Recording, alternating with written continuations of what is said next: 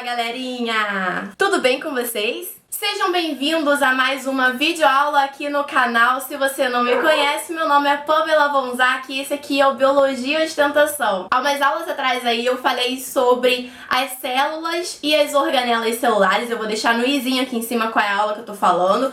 E aí hoje a gente vai falar sobre uma organela muito importante para a célula, que é a membrana plasmática. Se você voltar nesse vídeo aí, você vai relembrar que a função da membrana plasmática que eu falei para vocês é a permeabilidade seletiva. E hoje nós vamos estudar um pouquinho a mais do que a membrana plasmática é formada, como que ocorre essa entrada e saída de substâncias, já que é ela que vai selecionar quem vai entrar, quem vai sair. Então hoje a gente vai dar início a essa parte sobre a membrana plasmática, valeu? Então pega teu caderno, tua caneta, faz as suas anotações e bora pra aula de hoje. A membrana plasmática é uma organela pertencente às células animais e vegetais também. Ela tem a função de permeabilidade seletiva, ou seja, o que vai controlar a entrada e saída de algumas substâncias ali pela célula. Então, do que ela é formada? Como que é a estrutura de uma membrana plasmática?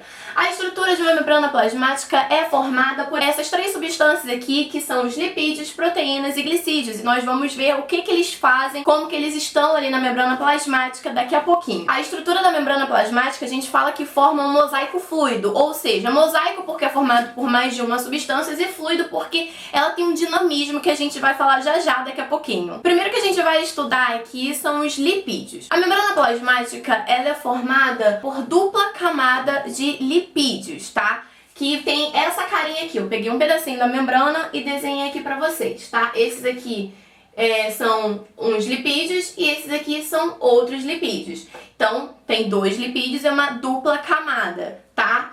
Essa cabecinha aqui de cima, né, essa parte escurinha aqui dos lipídios, que é a parte polar dessa membrana plasmática, a parte que está direcionada para o meio extracelular, ou seja, o meio, né, o que está fora da célula, ela é formada por fósforo e bases nitrogenadas. Por isso que a gente acaba chamando a membrana plasmática de camada bifosfolipídica, tá? Assim como também a parte que está dentro da célula, a parte virada para dentro, que é meio intracelular, também formada por essa cabeça de fósforo com bases nitrogenadas. E também vai ser polar.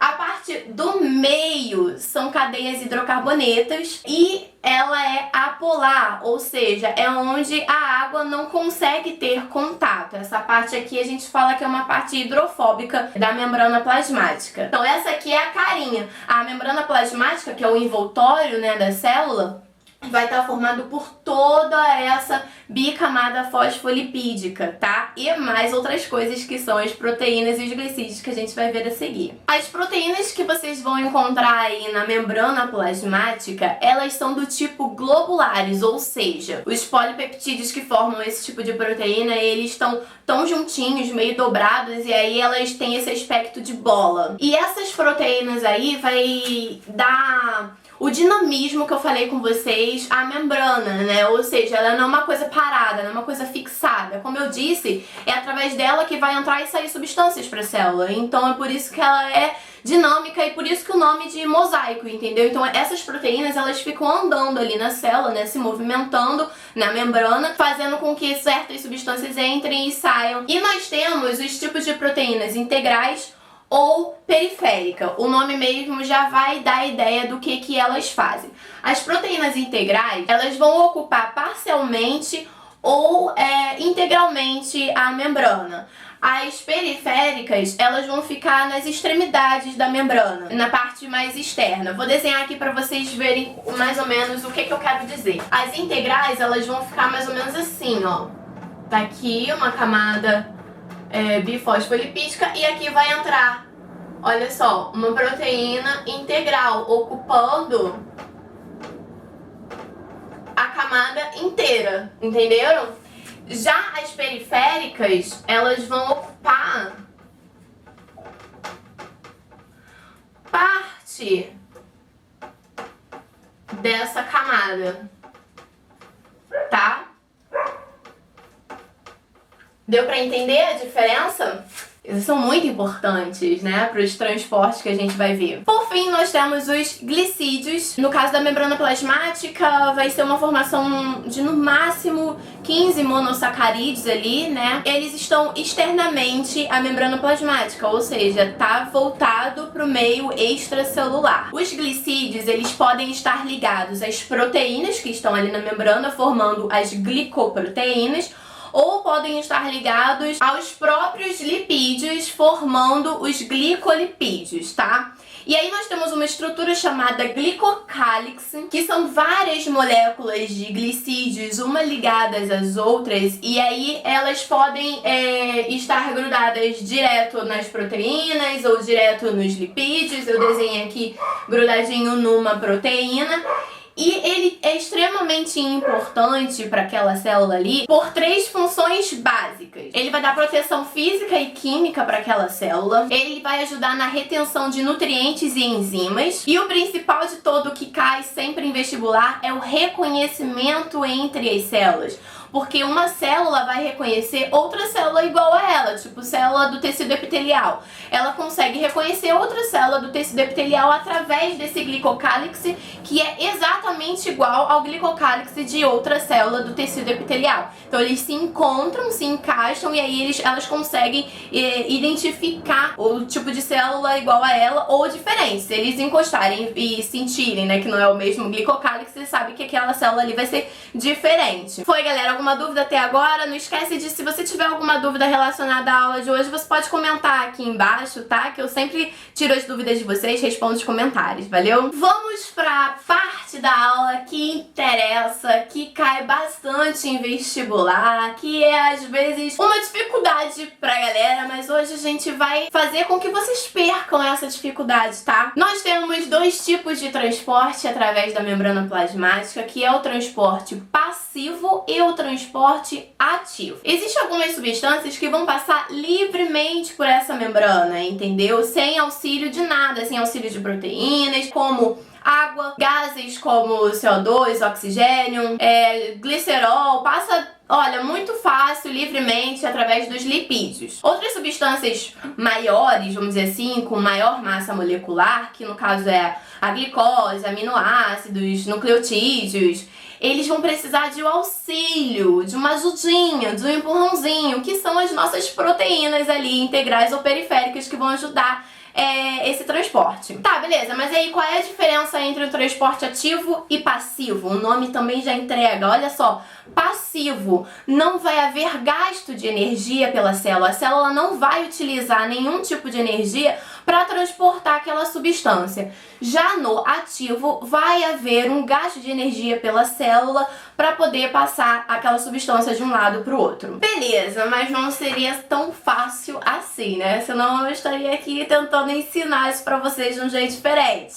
O transporte passivo, que é o que nós vamos estudar na videoaula de hoje, vou deixar o transporte ativo para outra videoaula, senão vai ficar gigante, vocês vão me xingar. Existem 3 tipos: difusão simples, difusão facilitada e a osmose. Lembrando que no passivo não vai ter gasto de energia, beleza? Na difusão simples vai haver o transporte de moléculas... O telefone. Como eu estava falando, na difusão simples existe o transporte de moléculas de um meio onde está mais concentrado para o meio onde está menos concentrado. Eu fiz questão de frisar o nome moléculas para fazer uma ligação com o nome soluto. Já ouviram falar esse nome? Soluto? Moléculas? Solvente? Ai, meu Deus do céu, tem que voltar aí, hein, gente? Vamos voltar lá pra química. Lembram de solução, gente? Pra você fazer uma solução, você precisa de quê? De um soluto e de um solvente. Solvente é o que vai diluir aquela substância que você tá colocando, que no caso é o soluto. Então, solvente é o que vai diluir e soluto é o que está sendo diluído. Lembrou? Foi? Acho que deu, né? O objetivo da difusão simples é tornar uma igualdade. Se eu estou tirando o soluto da parte mais concentrada, onde ele tem maior quantidade, e botando onde tem menor quantidade dele, é que eu quero igualar esses 2 meios, né? Esses comparativos. Eu já vou fazer um desenho aqui maneiro pra vocês entenderem melhor o que eu tô falando. Mas A difusão simples é o transporte de moléculas de um meio mais concentrado para um meio menos concentrado. E eles querem buscar uma igualdade de concentração, ou seja, eles buscam a isotonia. É tipo isso daqui, olha, na difusão simples. Eu tô pegando uma quantidade bem concentrada da parada e vou diluir essa quantidade concentrada, entendeu? Então, isso aqui é a difusão simples, tá? É a passagem do soluto do meio mais concentrado para o meio menos concentrado. A difusão facilitada, o que vai acontecer aqui é o uso de uma proteína para esse transporte. Por que eu vou ter que utilizar uma proteína que não tinha na difusão simples, onde o soluto ia passar lindamente lá pela camada fosfolipídica?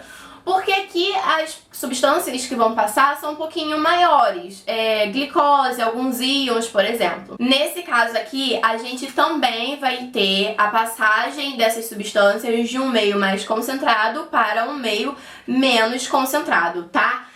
O transporte passivo é sempre de um meio mais concentrado para um meio menos concentrado, porque é onde vai ser fácil de ir, entendeu? Já tô sendo empurrado mesmo, vou. Então não vai ter gasto de energia por causa disso, tá? A gente vai ver na próxima aula por que no transporte ativo há um gasto de energia. Então, na difusão facilitada, a gente vai ter proteínas envolvidas e a gente tem alguns tipos de proteínas que vão ajudar nesse transporte, que são as carregadoras e as proteínas de canal. As proteínas carregadoras, elas vão pegar a substância de um lado da membrana e vai jogar pro outro lado. Geralmente é glicose que elas transportam, aminoácidos, nucleotídeos, elas fazem esse transporte aí. Então ela pega, gira e joga pra dentro da célula. A proteína de canal, ela já funciona como se fosse um corredor, entendeu? As substâncias têm livre acesso. E é justamente as proteínas de canal que vão fazer a difusão facilitada, tá? Também de um meio mais concentrado para um meio menos concentrado, tá? Então, as proteínas de canal vão fazer a difusão facilitada aqui, que vai transportar substâncias um pouco maiores que não passam livremente pela camada, pela bicamada fosfolipídica. Mas e a osmose? A osmose é tema que sempre cai também em Enem, vestibular, é a famosa osmose, mas é muito fácil, gente. Lá na difusão a gente não aprendeu que é o transporte do soluto? Na osmose vai ocorrer o transporte do solvente. Qual é o nosso solvente universal? A água. Então, na osmose, não vai haver a passagem de moléculas de soluto do meio mais concentrado para o menos concentrado. Vai haver o transporte de solvente do meio menos concentrado para o meio mais concentrado. Por que ele vai ter essa direção? Porque ele está querendo o quê? Diluir, dissolver. Então ele vai sair da onde já está bastante diluído para a parte que está muito concentrada, que precisa ser diluído. E a gente costuma fazer um desenho muito legal para exemplificar a osmose, que eu acho que é unânime. Quase todos os professores fazem esse tipo de desenho. Olha só, repara nesse desenhozinho aqui, como que ocorre a osmose. Eu tenho aqui esse recipiente, né, com esses tubinhos. Essa aqui seria uma película semi-permeável, porque o que vai passar por ela não é o soluto, mas sim o solvente. E eu tenho a mesma quantidade de solvente do lado de lá e do lado de cá. A única diferença que acontece aqui é a concentração de soluto. Vocês estão vendo que tem poucas bolinhas laranjas desse lado e muita bolinha laranja desse lado? Isso quer dizer que aquele lado de lá, ele tá menos concentrado. E desse lado de cá está mais concentrado, tá? Então, na osmose, o que vai acontecer é a passagem de solvente para o lado que está mais concentrado, para justamente ocorrer a diluição daquele lado ali e eles também chegarem a uma isotonia. Então, vai haver passagem desse solvente por essa membrana semipermeável, que vai acabar diluindo mais esse meio aqui. E aí vai fazer esse desenho aqui que vocês estão vendo. A quantidade de solvente vai aumentar, né? Dá pra ver que aumentou, e a de lá vai diminuir. Porém, a concentração do soluto vai estar igual. Vamos agora colocar mais nomes nessa situação aí, porque também é batata de cair questão parecida com isso que eu vou explicar agora. A solução que está menos concentrada, a gente chama essa solução de hipotônica. A solução que está mais concentrada, que tem mais soluto, a gente chama de hipertônica. E agora, as duas soluções estão com a mesma concentração de soluto, qual vai ser o nome? Isotônica. Por isso que eu falei pra vocês que esse tipo de transporte, que é o passivo, ele vai sempre buscar a isotonia, a igualdade, o equilíbrio entre as concentrações de soluto. E aí pode ser usada a difusão simples, que é a passagem de soluto livremente, né, pela membrana. Pode ser usada a difusão facilitada, que é a passagem dessas substâncias com auxílio de proteínas de canal. E pode ser também feito através da osmose, que é a passagem de solvente por essa membrana aí para diluir essa concentração de soluto que pode estar dentro da célula. Alguma dúvida até agora? Não esquece, bota aí nos comentários, né? Se liga aqui nesse nominho, pressão osmótica. Já ouviu falar? Óbvio que você já ouviu falar. Essa pressão aí se dá pelo equilíbrio da entrada de solvente naquela solução.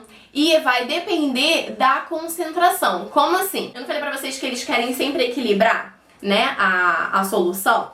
Então, se uma solução ela tá muito concentrada, ela vai fazer o quê? Ela vai puxar mais água para ela.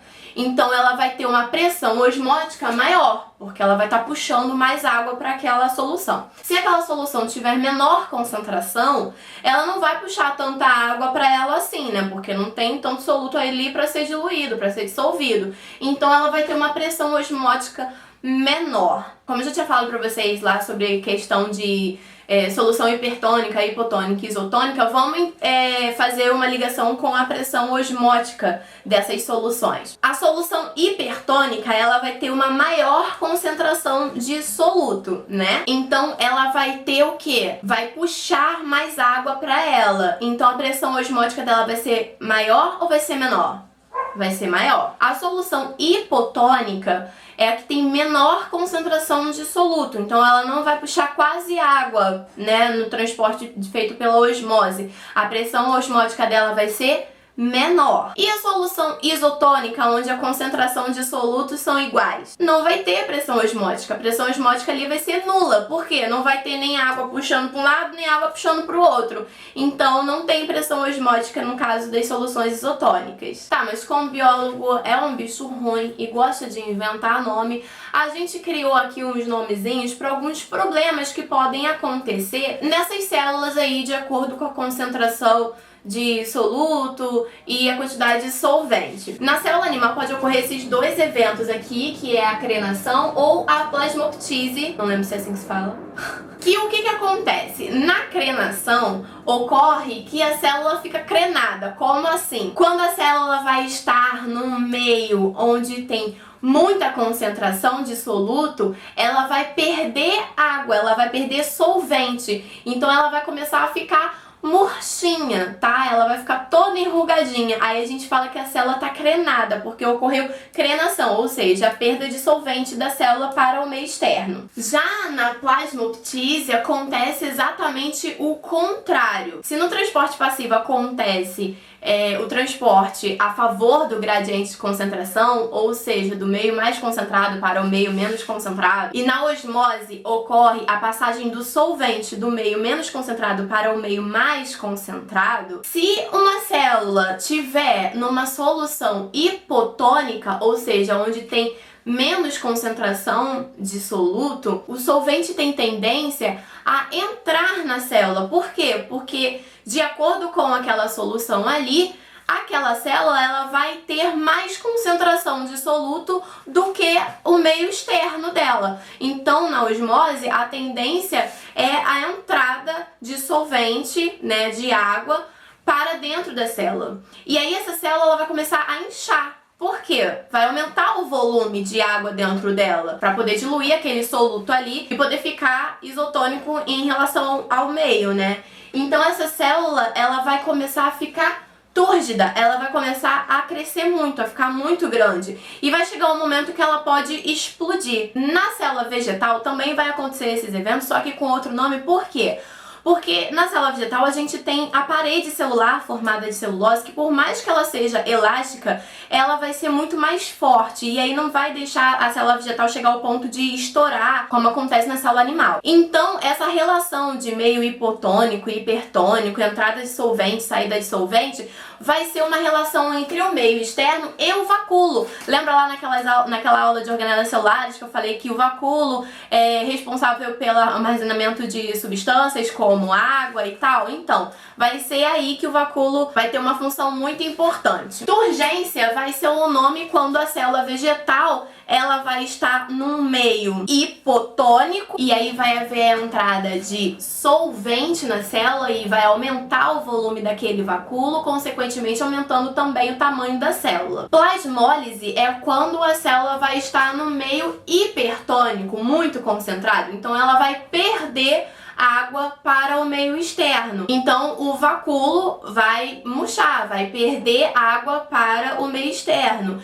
E aí, se a célula vegetal perder muita água em excesso, ela pode acabar morrendo. Agora, exemplo clássico aqui que vocês vão ver todo professor de biologia dando pra vocês em relação às soluções hipertônica, hipotônica, isotônica, com o exemplo das hemácias. O que acontece para vocês poderem visualizar aqui?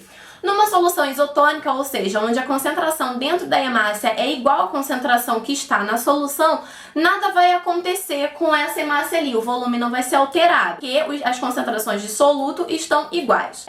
Numa solução hipertônica, onde essas hemácias estão, ou seja, onde tem uma maior concentração de soluto na solução, a hemácia ela vai sofrer crenação, porque ela vai perder solvente para o meio. Numa solução hipotônica, ou seja, onde a concentração de soluto fora da célula é menor do que a concentração de soluto dentro da célula, acontece que a hemácia vai inchar muito, porque a concentração de soluto dela é maior. A tendência é o solvente sair do meio menos concentrado para o meio mais concentrado. Então a água vai entrar para hemácia e aí ela vai aumentar muito o volume dela, pode ocorrer a hemólise, que é a explosão, né, da hemácia, a quebra daquela hemácia ali. Então, gente, deu pra entender? Esse exemplo aqui também sempre cai em vestibular, é muito fácil, tá? Qualquer coisa põe nos comentários. De novo, a bateria da câmera acabou pra variar. Gente, pra deixar nossa aula mais completa, eu trouxe alguns exercícios pra ver se vocês conseguiram entender o que eu expliquei aqui. O primeiro exercício que eu trouxe é essa questão aí da UERJ, botou assim: os diferentes tipos de transplantes representam um grande avanço da medicina. Entretanto, a compatibilidade entre doador e receptor nem sempre ocorre, resultando em rejeição do órgão transplantado. O componente da membrana plasmática envolvido no processo de rejeição é: letra A, colesterol, B, fosfolipídio, C, citoesqueleto ou D, glicoproteína. Lembrando as três substâncias que fazem parte lá da estrutura da membrana plasmática, que são as proteínas, os glicídios e os lipídios. Os glicídios junto com as proteínas vão formar as glicoproteínas. Os glicídios mais proteínas ou lipídios formam o glicocálix. E o glicocálix, ele vai identificar uma outra célula quando tiver em contato com ela. Então, dessas respostas aí, a letra D é a correta, a glicoproteína, que é a junção de glicídio com proteína. Muito fácil, questão da UERJ recente. Olha essa questão aí. Com base na definição sobre transporte passivo, responda a alternativa correta. É um tipo de transporte biológico que a célula realiza para obter nutrientes com agilidade, evitando sua apoptose, por isso a gasto de energia. A apoptose, gente, é morte da célula, tá? Outra opção, é realizado devido à necessidade do gradiente passar do meio mais concentrado para o menos concentrado com função de nutrir e abastecer a célula. Realizar-se contra um gradiente de concentração a gasto energético e é utilizado no sistema nervoso e contração muscular. Consiste no transporte onde proteínas integrais carregam glicose para o meio intracelular e depois secreta por exocitose depois de metabolizada, ou a gás de energia é realizado do meio mais concentrado para o menos concentrado, como a bomba de sódio e potássio. Cara, a gente não falou nessa aula sobre transporte ativo, é um assunto para a próxima aula. E a gente só comentou sobre o transporte passivo, que é um transporte que não tem gasto de energia. Se não tem gasto de energia, como que vai ser então? Ou vai haver passagem do soluto do meio mais concentrado para o meio menos concentrado, ou vai haver passagem de solvente do meio menos concentrado para o meio mais concentrado. Ele é a favor do gradiente de concentração, por isso que não vai haver gasto de energia da célula para esse tipo de transporte. Seria então a opção. A segunda é realizado devido à necessidade do gradiente passar do meio mais concentrado para o menos concentrado. Sobre a composição da membrana plasmática, responda. Configura-se por uma camada bilipídica com um grupamento fosfato aderidos e voltados às extremidades da membrana. É uma camada puramente lipídica, a qual só permite a passagem de substâncias hidrofóbicas. Camada composta exclusivamente por uma dupla camada de fosfato, delimitando o conteúdo celular, nos quais encontra-se externamente o glicocálix. Camada proteica semipermeável, que realiza a passagem coordenada de substâncias, ou camada composta por carboidrato, por isso permite a passagem de glicose para o meio intracelular, que fornecerá energia através da mitocôndria. Estudamos que a composição da membrana plasmática ocorre a partir de 3 substâncias, que são os lipídios, proteínas e glicídios. Os lipídios, eles vão formar uma bicamada fosfolipídica, então a opção correta aí é a primeira. Configura-se por camada bilipídica com grupamento fosfato aderidos e voltados às extremidades da membrana, ou seja, as extremidades externas e extremidades internas, tá? Vamos finalizar com esse exercício aqui. A membrana plasmática das células exerce uma importante função: selecionar o que entra e sai da célula. Em virtude dessa capacidade seletiva, dizemos que a membrana é semipermeável, ou que apresenta permeabilidade seletiva. Algumas substâncias, entretanto, entram de forma espontânea na célula por transporte passivo. Um exemplo é a água na célula animal, que pode entrar sem controle e causar a sua lise. O processo na qual a água difunde para o interior da célula é chamado gente, olha aí, difusão facilitada, osmose, bomba de sódio e potássio, fagocitose ou exocitose. Transporte de solvente vai ser sempre osmose, tá bom, gente? Quando é transporte de soluto, a gente fala difusão simples ou difusão facilitada, se tiver o intermédio de uma proteína de canal. E essa foi a videoaula de hoje, eu espero muito que vocês tenham gostado. Não esqueçam de dar aquele like pra dar aquela moral. Desculpa a correria, mas é que a câmera tava acabando a bateria e eu queria fazer uma filmagem melhor pra vocês. Se vocês tiverem alguma dúvida relacionada à aula de hoje, pode deixar aqui nos comentários, que eu tô sempre respondendo vocês. Se não ficou uma coisa muito clara, também pode comentar aqui. Ou me procurem nas redes sociais, eu tenho o Facebook, tenho o Instagram, tem também a página aqui do canal pra você curtir e ficar por dentro das novidades. Olha só, eu usei para montar essa aula esse livro aqui, tá? Biologia Hoje, do Sérgio Linhares. É muito bom, tá? É o volume 1, tá bom? Vocês sempre que forem estudar para vestibular, estudem pelos livros, tá bom, gente? E foi isso, galera. Até a próxima aula. Fiquem com Deus. Um beijo e fui!